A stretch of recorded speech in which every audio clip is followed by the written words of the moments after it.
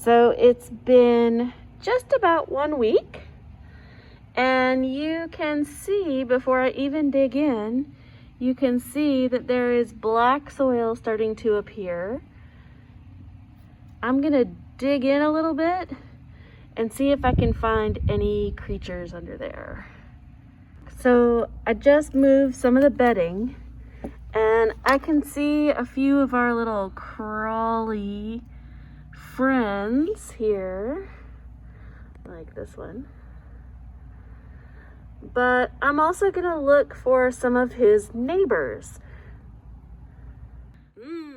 How about a good old plate of worms and paper? Here's some more little red wiggly friends.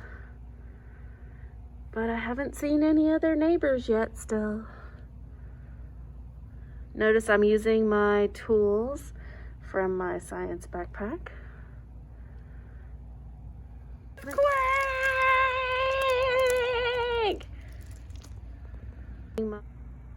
So if you look really close, you can see a couple of tiny little things jumping around there. Like so tiny, they almost look like a speck of dirt, but they're moving around. So right there, you can see some of the white worms. And you can see how big they are compared to, here's our red wigglers, which are small size earthworms. And there's those little white worms. Those are not baby red wigglers. They are another kind of organism, another decomposer. Here we can see some little springtails wiggling around. I know they're springtails because they keep jumping out of the way, and springtails jump really high. They're like little specks that jump when you get too close to them. Whoop.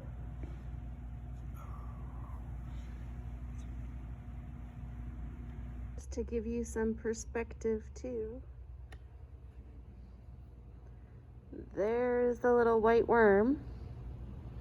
There's a piece of newspaper. And I'm gonna back up so you guys can see the entire plate and see how tiny that little worm really is. Ooh wee, look at all those castings.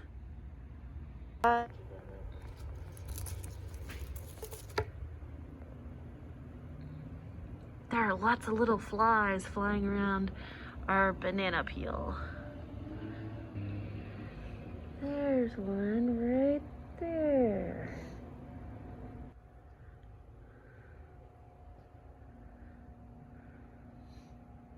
And there's another one. So if we remember from last time, we said that fruit and vegetable scraps are a great thing to put in for the worms to have some food. We started out with some lettuce and some carrots, some tomatoes, a little bit of this and that. Today we have league-wise banana peel and some cabbage that I pulled off the outside of my cabbage that I was using this weekend for food. So we're gonna give these scraps, and last time I put it in this top corner, so I'm gonna go opposite corner to put the food this time to keep those worms moving around and to keep them making that soil all over the box.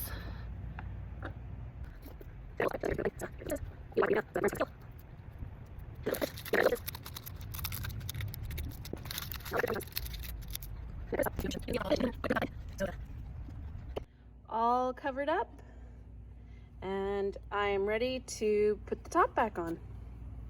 Still feels very moist in there, so I'm gonna put the top back on.